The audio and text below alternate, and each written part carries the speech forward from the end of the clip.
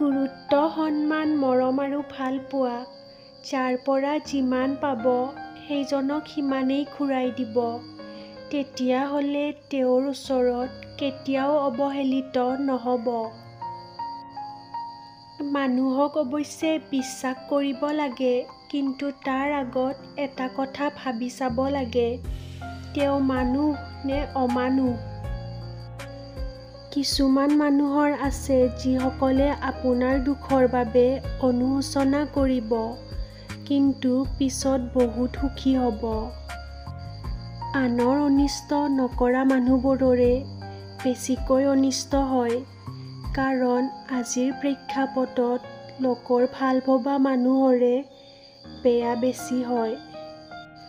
উদ্দেশ্য নোহোৱাকৈ কোনেও কাষত নাহে, আৰু স্বাৰ্থ নাথাকিলে কোনেও কাৰো কাষত নাথাকে।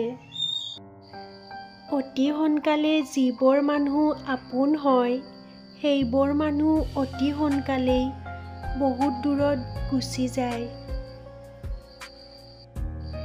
হিংসা কৰি আনৰ ক্ষতি সহজে কৰিব পাৰে, কিন্তু আপুনি কেতিয়াও নিজৰ উন্নতি কৰিব নোৱাৰে।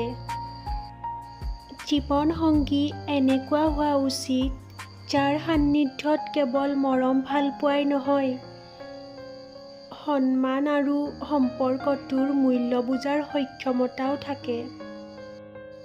গছ পুৰণি হ'লে কাটি পেলাব নালাগে, ফল দিব নোৱাৰিলেও ছাঁ দিব। ঠিক সেইদৰে মা-দেউতা বুঢ়া হ'লে উপাৰ্জন কৰিব নোৱাৰিলেও আপোনাৰ সন্তানৰ ভাল বন্ধু হ'ব।